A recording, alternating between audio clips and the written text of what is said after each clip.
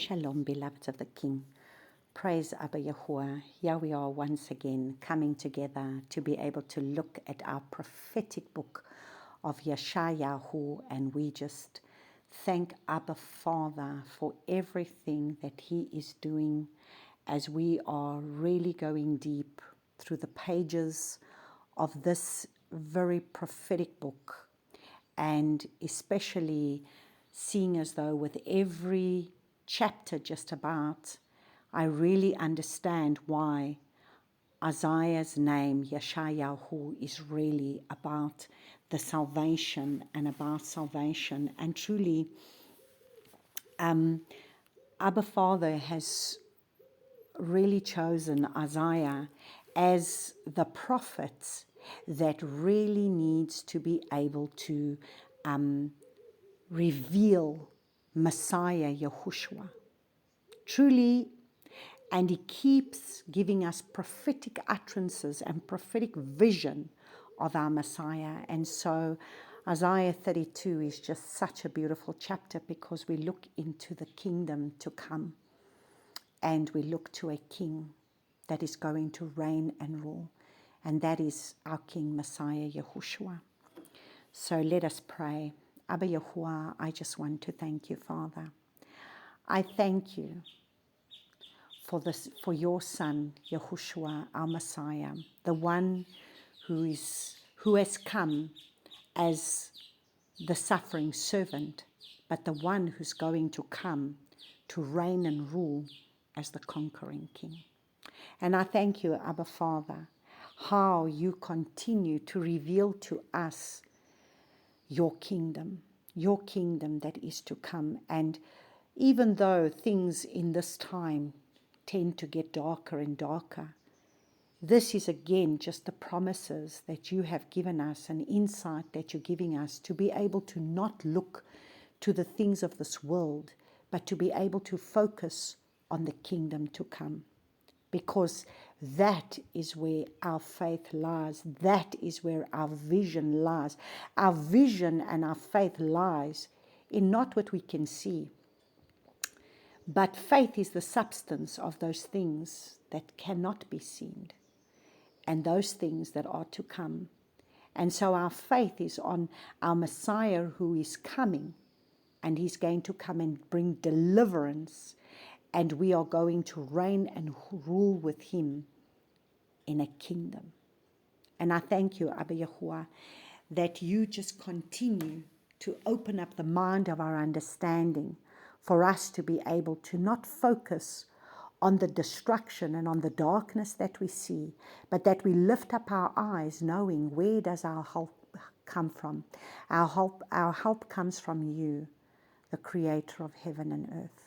And so I thank you for this chapter, Father, that you will speak to my mind and speak through my lips the very oracles that will come from your heart. And so I thank you, Father, that you will open up these verses to us so that we may understand your heartbeat in everything that is written in your word. And so I praise and I thank you for this in Yahushua's name. Amen. So we start to read Isaiah 32, and we start in verse 1, and it says, "See, a sovereign shall reign in righteousness, and rulers rule in right ruling. And each one shall be as a hiding place from the wind, and a shelter from the downpour, as rivers of water in a dry place, as the shadow of a great rock in a weary land." And so here we have a prophetic vision, a vision of the future kingdom of Messiah. Because you see, a sovereign shall reign in righteousness. So there is a sovereign that is going to come and reign in righteousness. And we will have a righteous king. And he's the one who's going to shelter us from a storm, shelter us from the rain that is going to come, from the downpour of the rain. He's going to hide us from the storms, from the wind. So even though the storm comes, even though the rain comes, when we are grounded and founded in him, This is what makes all the difference, because if we go to Matthew chapter 7, let's hear what it says in Matthew chapter 7.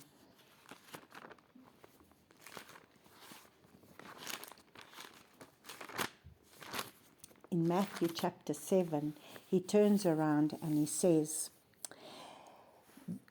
"Therefore, everyone who hears these words of mine and does them shall be like a wise man who built his house on the rock." And so here we look and we see that it says, "And each one shall be as a hiding place from the wind, and a shelter from the downpour, as the rivers of water in a dry place, and the shadow of a great rock in a weary land." He is the shadow. He is the great rock. He is the one who protects us from the downpour. He is the rivers of living water that flow in a dry place, and he is our hiding place from the wind, and he's the one who shelters us from the downpour. So now listen to what he says. "Therefore, everyone who hears these words of mine and does them shall be like a wise man who built his house on the rock. And the rain came down, and the floods came, and the winds blew and beat on the house, and it did not fall, for it was founded on the rock." So you see, is Messiah Yahushua our rock that we will put our feet on, that we are securely standing on? "And everyone who hears these words of mine and does not do them shall be like a foolish man who built his house on the sand, and the rain came down, and the floods came, and the winds blew, and they beat on that house, and it fell, and great was its fall. And it came to be, when Yahushua had ended these words, that the people were astonished at his teachings, as he was teaching them as one possessing authority and not as the scribes." And so understand, this is exactly what we're going to look at, because the foolish man is not going to build his house on the rock. He builds his house on sinking sand. But the wise man, you see, that's why Joshua said, "Fall on the rock and be broken, or else the rock is going to fall on you and pulverize you." And so he's the one who protects us from the rain. He's the one who protects us from the floods. He's the one who's going to shelter us. He's the one that we can stand and build our house on the rock. So you see, there is this sovereign. So this is prophetically showing us about a sovereign that is to come. And so if we look at Jeremiah chapter 23, let's look at Jeremiah chapter 23 verses 5 to 7 and listen to what it says. "See, the days are coming, declares Yahuwah, when I shall raise for David a branch of righteousness, and a sovereign shall reign and act wisely, and shall do right ruling and righteousness in the earth. In his days Yehudah shall be saved, and Israel shall dwell safely. And this is his name, whereby he shall be called Yahuwah our righteousness, Yahuwah Tsitkanu, Yahuwah Tsitkanu, which is Yahuwah Tzadik. Tzadik is righteous. So he becomes our righteousness. Therefore see, the days are coming, declares Yahuwah, when they shall say no more, as Yahuwah lives, who brought up the children of Israel out of the land of Mitzrayim. But as Yahuwah lives, who brought up and led the seed of the house of Israel out of the land of the north, and from all the lands where I had driven them, and they shall dwell on their own soil." So praise the Father. You see, there is a kingdom coming, and the Father will eventually gather us out of the nations of the world and bring us back to the place from where we are also in exile. Then we read in Zechariah. Let's read Zechariah chapter 9, verses 9, and it says, "Rejoice greatly, O daughter of Zion. Shout, O daughter of Jerusalem. See, your sovereign is coming to you. He is righteous and endowed with deliverance, humble and riding on a donkey, a colt, a foal of a donkey. Now you see, all these things, this is already prophetic, where Zechariah, where Jeremiah, where Isaiah, where many of the prophets are prophesying that which was to come. And so you see, our Messiah did come riding on a donkey. He did enter into Jerusalem, into the city gates, riding on a donkey, where they hailed him as king. And then 4 days later, he became the lamb that was slain for us. So on the 10th of Aviv, he rides into the city and they hail him as king. They chose him as their lamb. They chose him as their lamb, as their Messiah. They hailed him as a Messiah. And then 4 days later, he is then impaled. He's then crucified at the stake.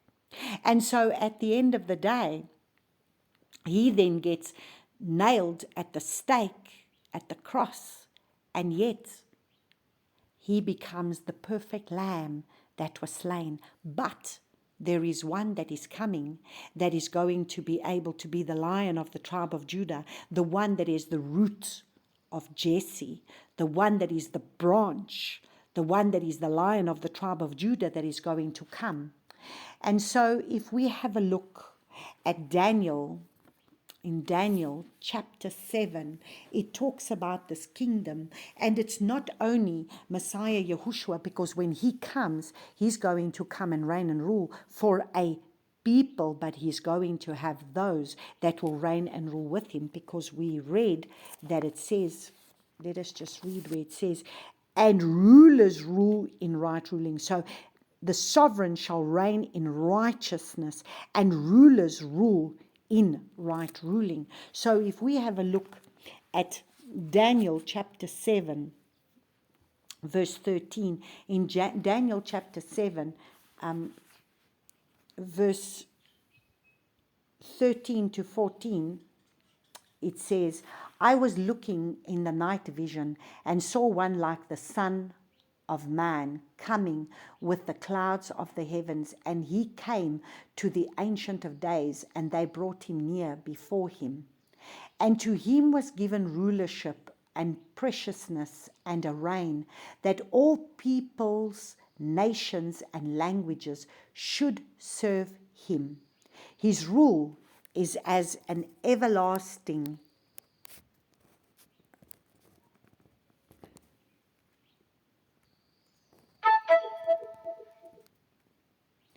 His rule is as everlasting, which shall not pass away, and his reign that which shall not be destroyed. So you see, he is going to come, and to him was given rulership and preciousness and a reign, that all peoples, nations, and languages should serve him. His rule is an everlasting rule, which shall not pass away.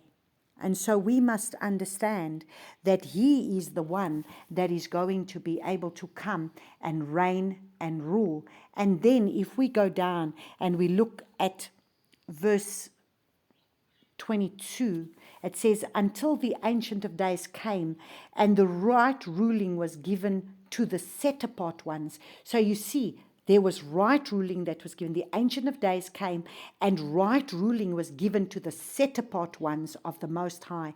And the time came, and the set apart ones took possession of the reign. So you see, these are the princes. These are these that he's going to raise up with him, that he's going to raise up the rulers that are going to raise up with him, he's going to be able to give them rulership in the reign. This is what he said. Okay, so let's just read verse 22. We read verse 22, and then we read verse 27. And the reign and the rulership and the greatness of the reigns under all the heavens shall be given to the people, the set apart ones of the Most High. His reign is an everlasting reign, and all rulership shall serve and obey him. So you see, his reign and his rulership and the greatness of the reigns under all the heavens shall be given to the people. So you see, those that are going to reign and rule with him, all the rulership shall be given to the people. And the set apart ones of the Most High, his reign is an everlasting reign, and all rulerships shall serve and obey him. So you see, every knee shall bow and every tongue shall confess that he is Messiah Yahushua. Every knee shall bow and every tongue shall confess. And then if we have a look at 1 Peter chapter 5, let's go to 1 Peter.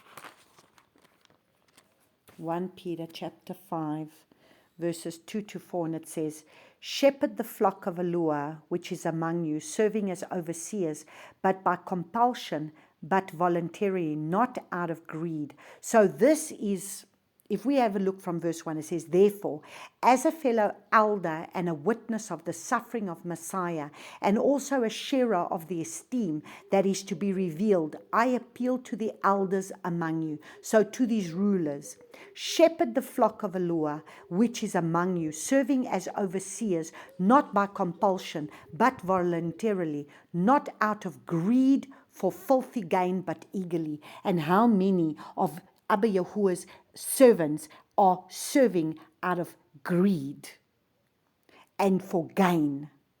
"Neither as being masters over those entrusted to you, but being examples to the flock." So you see, not even to be able to master over them. We need to be examples for the flock. We need to go ahead. That's what leaders are. Leaders go ahead, and leaders of the forerunners have to break ground, and they have to pave the way. And when the chief shepherd appears, you shall receive the never-fading crown of esteem. So when he comes, we will receive the never-fading crown of glory. And so we continue to read now in Isaiah. And so verses 3 says, "And the eyes of those who see are not dim, and the ears of those who hear listen, and the heart of the rash understand knowledge, and the tongue of the stammerers hurries to speak plainly." So you see, then all these that have eyes will be able to see. So remember how many times in Isaiah says, they have eyes but they cannot see. They have ears but they cannot hear. So you see, they are now going to have, when he comes and he reigns and rules, all will have eyes to see. All will be able to see the deeper revelations of the Father's ways, and all will see him, where all eyes will see him, and then they will repent, and then their minds will have been made open, their hearts will be made open. They will have the understanding that this is the one whom they persecuted, this is the one who they didn't turn to, this is the one that they need to turn to. So all eyes will be able to see, as they will see the things of the kingdom. Their eyes will no longer be closed, and all those who have ears will hear and obey, and the heart of the anxious will have understanding and knowledge of the truth. And even those who can't speak will have fluent speech. So if we read, and it says, "And the heart of the rash understand knowledge, and the tongue of the stammerers hurries to speak plainly." So even those who cannot speak well will have fluent speech. And all those anxious of heart will have understanding of the knowledge of the truth of Abba Yahuwah's will and Abba Yahuwah's ways. But the fool, just like the fool that is not going to build his house on the rock, but that builds his house on sinking sand, the fool is no longer called noble, nor the scoundrel said to be respectable. So you see, in the world that we live in at the moment, it's really this upside down kingdom, because now at the moment, a lot of people, they are fools, but they are seen to be noble, and the scoundrels are seen to be respectable, because the world sees things differently to what the Father sees things. That's why he says he uses the foolish things of this world to confine the wise. Why? Because his ways are not our ways, and his thoughts are not our thoughts. And so we live in this evil world where they call what is evil good and what is good evil. So instead of the children of Yahuwah being uplifted, they are the ones that are being put down. They are the ones being left out. They are the ones that are laughed at and persecuted. But the people of the world get honored and exalted and they're exalted to positions of power and authority and leadership. And yet the children of the Father do not have those positions. But yet the Father is going to bring all of that, because he says, for the fool speaks folly. For the fool is no longer called noble, nor a scoundrel said to be respectable. For the fool speaks folly, and his heart works wickedness, to practice filthiness and to speak against Yahuwah, that which misleads, to starve the being of the hungry and to withhold the drink from the thirsty. So the foolish things of this world and the wickedness in the hearts of the people are filled with wickedness. They practice filthiness and they speak up against Yahuwah and Yahuwah's ways. And it's not even just the fact that this is going on in a place where it's a world system. It's not just what's going on in the people of the world, but even in the people of the people that are in the church, because a lot of the people of the church, they practice things that in the eyes of the Father is not his ways. And so by them doing that, if they do not obey his commands, they speak up against Yahuwah. How? They might not, you must understand, this is spiritual.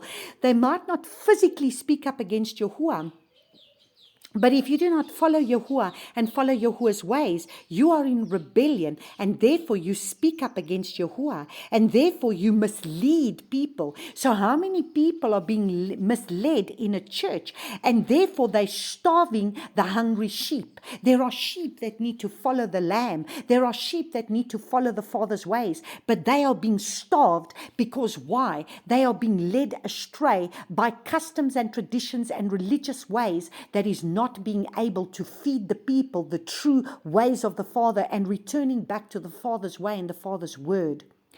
And therefore, these sheep are hungry to know the presence of the Father, but they're never coming closer to him because they are in disobedience to him, because nobody has taught them to be able to be obedient. They are in filthiness. They are not set apart. They are still filled with filthiness. They've never been cleaned up from their fleshly ways and from their rebellion against the Father in not keeping his ways and keeping his Torah and keeping his commands. And then a lot of the religious ways also then, because of this, they withhold the living water that the people are to receive, and therefore the people stay thirsty. So they go back Sunday after Sunday, but the thirst for Abba Yahuwah's presence is never being able to be quenched, because all they receive is religious practices and never coming to the fullness of truly having a living relationship with the Father that can fill the void that is there.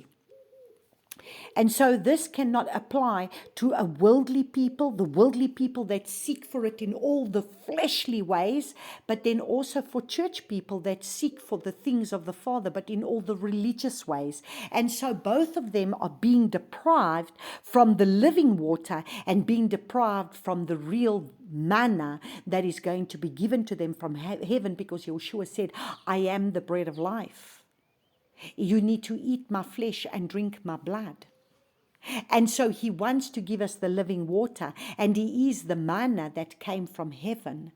And therefore he gives us the bread, so that the bread of the word, so that we may not hunger anymore. He says, if you eat, you need to eat my flesh, so that you may not hunger. And so this is why many people are starving, because they are not being given the truth of the Father's word. And so verse 7 says, and the methods of the scoundrel are evil, and he has devised wicked plans to destroy the poor with words of falsehood, even when the needy pleads for right ruling. So you see, here we see again that the methods of the scoundrels are evil. They devise these plans to destroy the poor. So the poor in spirit, these are those that are, so again, you can look at the ones that are the physically poor, because as it is with the systems of this world, it's always the poor that come out second best with all these systems of the world. But they also destroy the poor in spirit, because the poor in spirit are bound by words of falsehood. Even when the needy is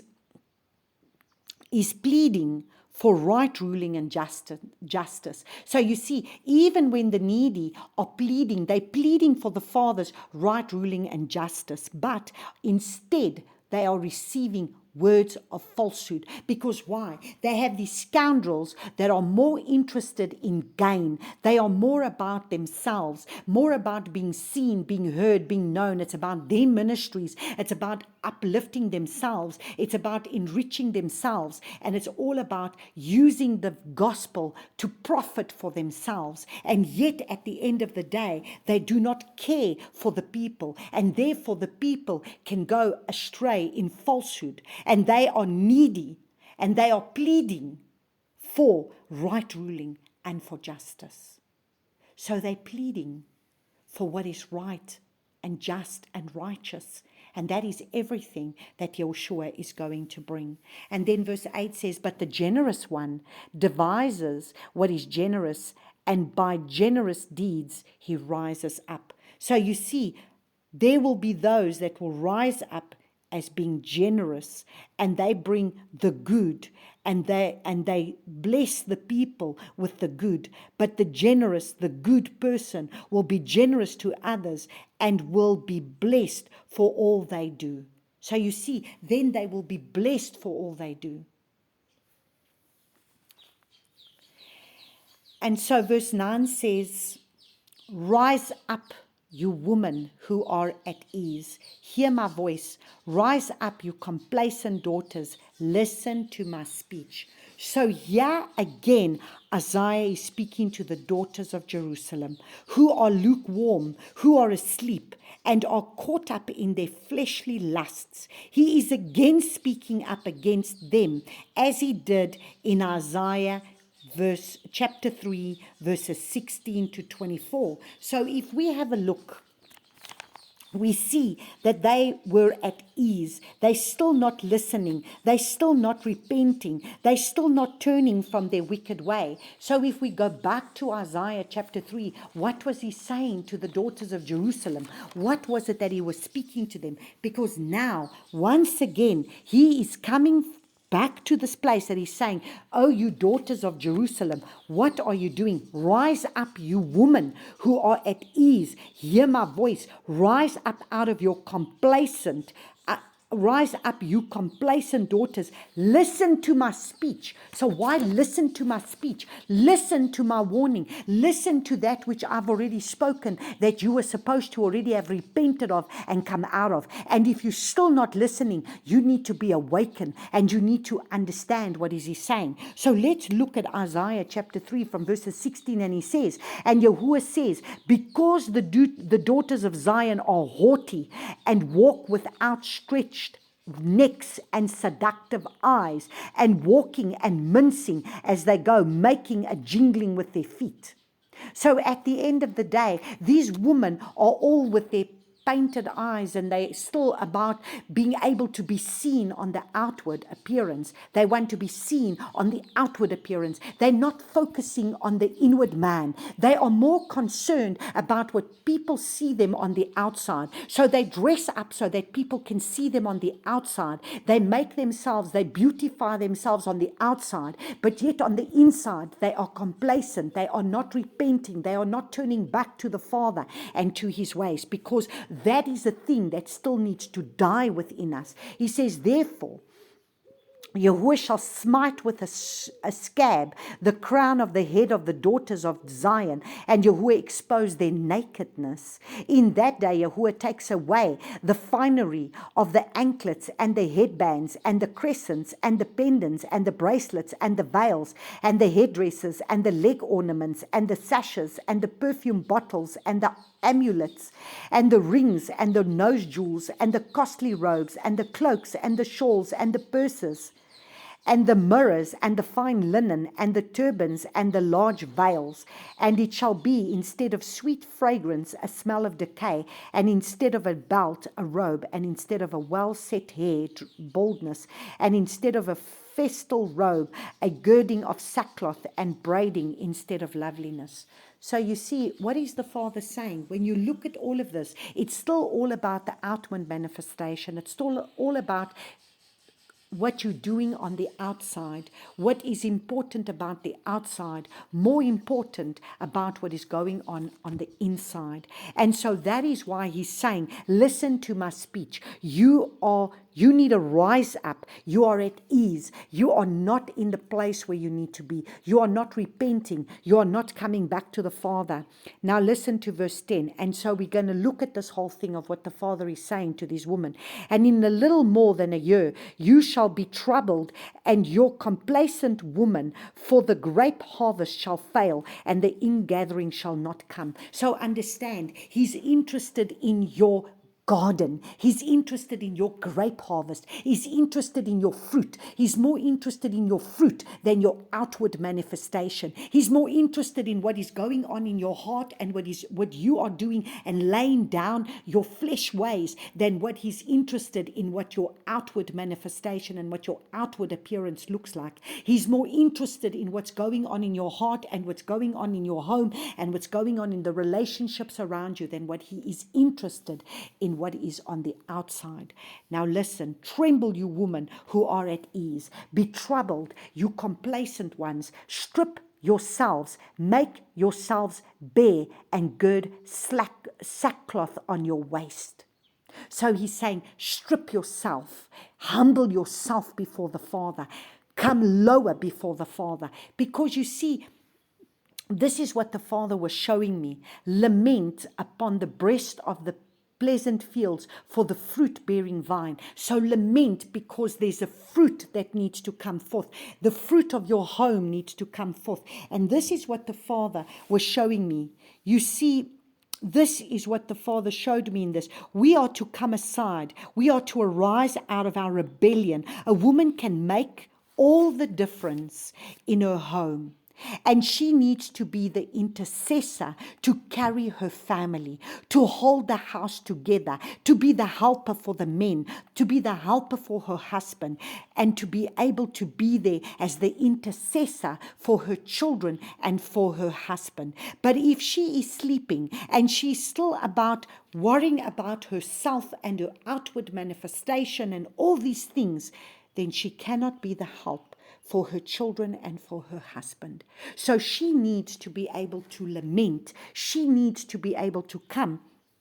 When he says the lamenting, we need to lament upon the breast of the pleasant fields for the fruit-bearing vine, so that we can bear the fruit that the Father wants us to bear, because we are the ones that carry the seed within us to be able to bear the fruit that needs to. Women are the ones that give birth. Remember, it is a woman that gives birth.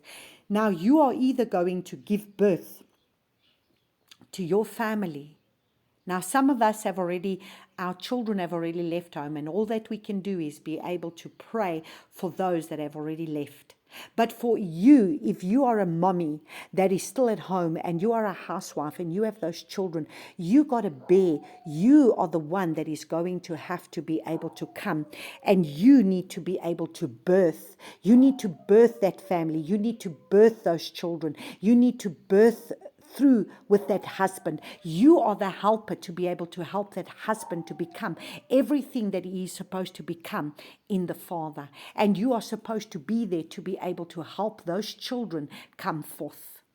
And so the Father says, if we have a look, and he says now, weeds and thorn bushes come up over the ground of my people, indeed over all the houses of the joy and the city of revelry. And so at the end of the day, all the weeds come out into our garden, the garden of our vineyard, all the lusts of the flesh, the fleshly ways that we don't want to let go of, that will lead us astray and overgrow our vineyard and steal our joy, and we don't produce the fruit for the Father that we should. So you see, the Father has need of the women that are going to be travailing, that are going to be interceding, that are going to have to stand in the gap to be able to come. So first you start to weed out your garden. First you've got to start weeding out all those weeds that are sitting in your garden. And when you start weeding out those seeds that are in your garden, then the Father is able to come,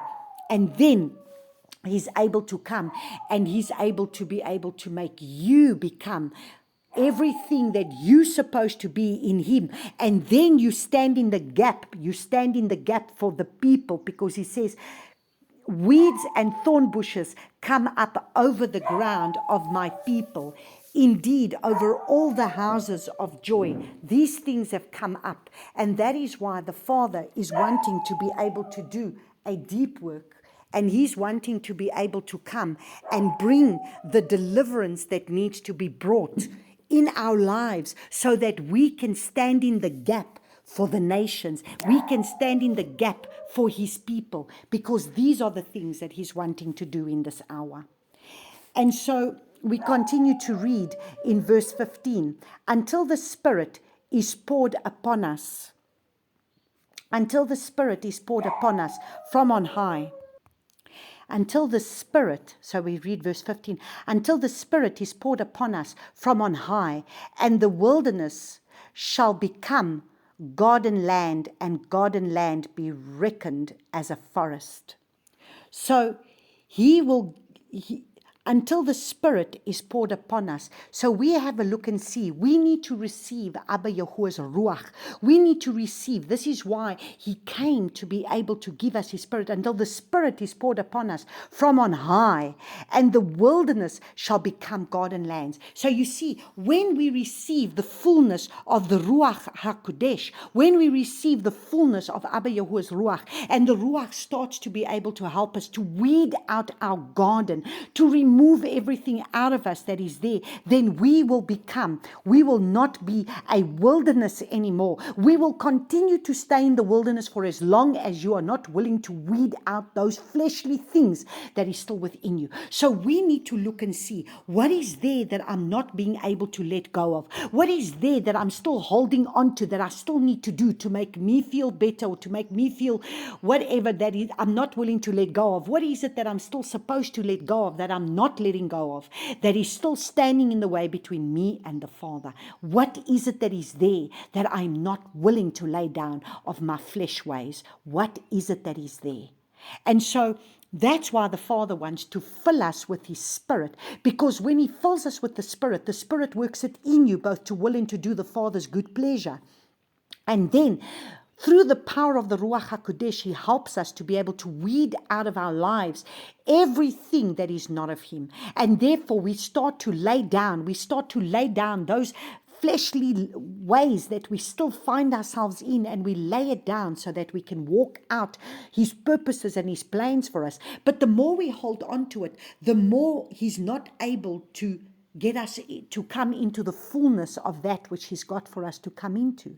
And then we don't become that garden land, and the garden land be reckoned as a forest, because He wants us to become a forest. He wants us to be able to be overflowing with fruit and overflowing with lush plants, to be able to become a beautiful garden for all to be able to come and see His glory. And so that is why He comes and fills us with His Ruach, and that's the filling us until the Spirit is poured upon from on high. So if we go look at Ezekiel chapter 36, let's go look at Ezekiel chapter 36.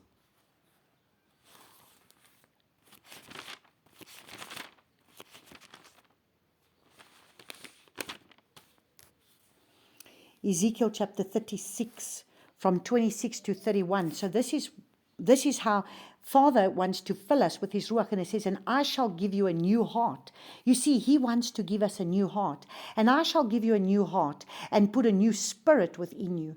And I shall take the heart of stone out of your flesh, and I shall give you a heart of flesh. So you see, he's got to take that stony heart. He's got to take those rebellious ways out of us and put my spirit within you. And I shall cause you to walk in my laws. So understand, this is why we are not walking according to his ways, because if you're trying to do it of the flesh, you need to do it by the Spirit, because he says, then I shall put my spirit within you, and I shall cause you to walk in my laws. So you see, he does it by his Spirit. So you want to walk out his laws because his Spirit is the one who's working it in you. And shall cause you to walk in my laws and guard my right rulings, and shall do them. And you shall dwell in the land that I gave to your fathers, and you shall be my people, and I shall be your Eloah. You see? And you shall be my people, and I shall be your Eloah. And I shall save you from all your uncleanness. So you see, he wants to remove from us all our uncleanness. And I shall call for the grain and increase it, and I shall bring no scarcity of food upon you. So you see, then there's the blessing. We will have the abundance of the manna that's going to come. Not just physical food, but spiritual food. He will open up the mind of our understanding, and we will read his word and understand his word, and we will eat from his word. And I shall increase the fruit of your trees and increase of your fields, so that you need never again bear the reproach of the scarcity of food among the nations. So you see, then our garden will bear lush fruit. Our garden will be a garden with abundance of the fruit, not just physical fruit of that which we are going to physically have in our lives, of the abundance that he will give us, of the provision that he's going to give us, of the physical food, but he will give us the spiritual food, and we will bear that fruit, the fruit of the Spirit, the love, the joy, the peace, the patience, the goodness, the faithfulness, the gentleness, the kindness, the self-control, all the fruit of the Ruach that we will bear as well. And then we have a look at Hebrews chapter 10.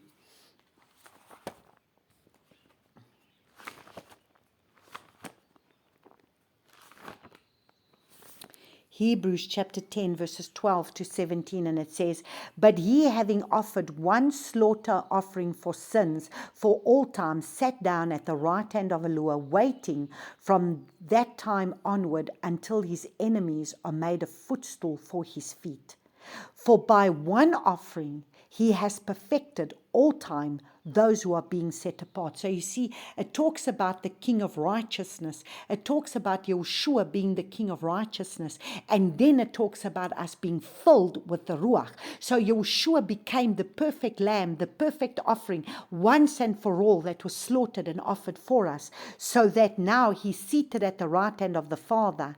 And then it says, for by one offering he has perfected for all time those who are being set apart. So you see, we are those that are now being set apart for the Father.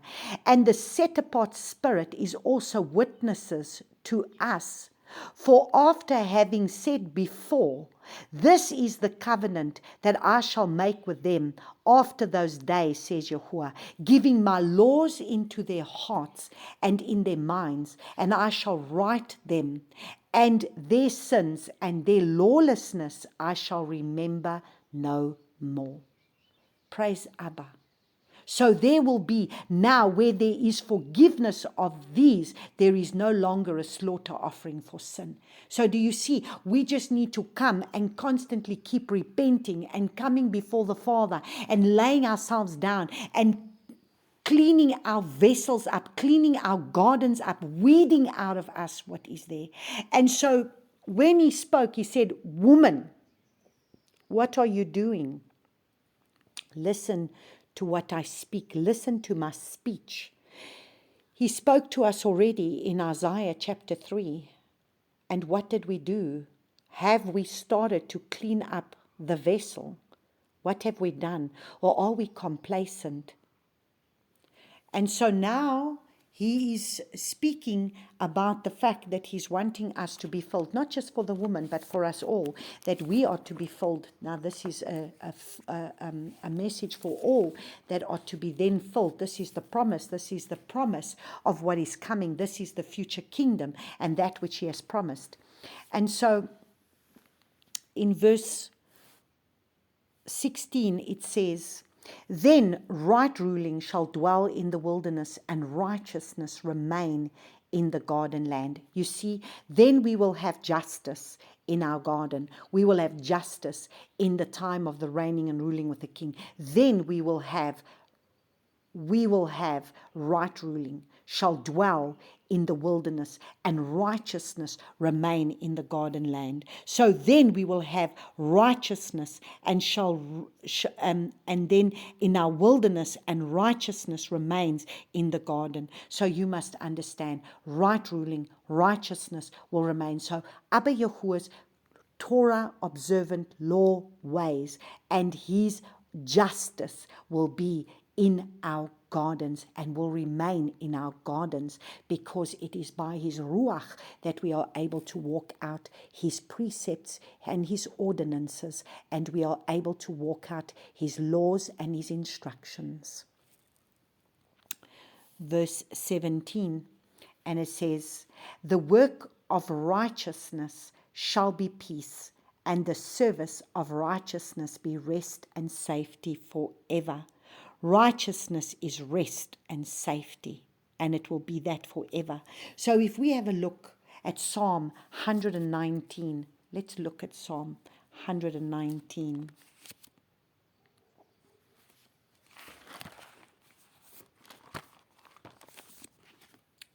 Psalm 119, verse 162, and he says, I rejoice at your word as one who finds great treasure. I have hated falsehood and loathe it. Your Torah I have loved. You see, we love righteousness. We love his right rulings. We love his righteousness and his justice. We love his way. We love his commands. We love his Torah way. We love his instructions. So it says, your Torah I have loved. Your instructions I have loved. I have praised you 7 times a day because of your righteousness. Right rulings, because of your righteous right rulings. Great peace have those loving your Torah. So you see, how are we going to establish peace in our lives if we do not have Torah? How are we going to walk in the fullness of peace without Torah? And for them, there is no stumbling block. Yahuwah, I have waited for your deliverance, and I have done your commands. My being has guarded your witnesses, and I love them exceedingly. I have guarded your orders and your witnesses, for all my ways are before you. My cry comes before you, O Yahuwah. Make me understand according to your word. Let my prayer come before you.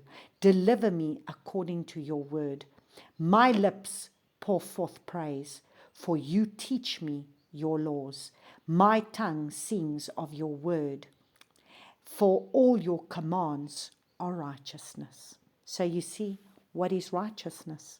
Righteousness is Abba Yahuwah's commands, his precepts and his ordinances, and his commands, his instructions, his laws, his Torah. So his commands are righteousness. So how do we establish righteousness in our lives if we are not coming back to the ways of his Torah? And so that is why now we read in Isaiah, so we continue to read Isaiah 32 verses 18, and it says, and my people shall dwell in a home of peace. So you see, why do they have peace? Because righteousness, the work of righteousness shall be peace. And because they obey his commands, because they're obedient to him, they allow themselves to weed out their gardens. And as they weed out their gardens and they walk in his ways, they will have perfect peace. So my people shall dwell in a home of peace and in safe dwellings and in undisturbed resting places. So you see, we don't need to be disturbed by anything of what is going on in this world, because if we are faithful to his ways and to his will, then he is the one that he will impart in us perfect peace. I will bestow upon you perfect peace, even when the hail shall fall. So you see, what did he say? If we build our house on a solid foundation of the rock, and that is why the solid foundation needs to be from Genesis to Revelation. And as a matter of fact, when Yeshua was speaking, he was saying, you've got to build your house on a foundation. My Father has given you the Torah, the instructions, as your foundation. You can't build on another foundation. This is the foundation. And so he says, even when the hail shall fall, felling the forest, and the city be brought low in humiliation. So even when the storms come and the destruction comes, blessed are you who sow beside all the waters, who send out the foot of the ox and the donkey. So you see, we don't need to be disturbed, because no matter what comes, we are protected. Our land will be blessed. Our animals will be blessed. Everything around us will be blessed if we keep his ways, if we weed out our gardens, if we are willing to continue to weed out, like he says, weeds and thorn bushes come up all over the ground of my people. So do you understand? We are a garden. You must understand. You are a garden, and the Father wants you to weed out of your garden all the weeds, all the thorn bushes that come up all over the houses, all over the houses. All over the houses is joy and the city of revelry. But we need to be able to stay focused on Abba Yahuwah and on his way and on his way of doing things. And then we will receive his blessing. So may Abba bless you all. Shalom, shalom.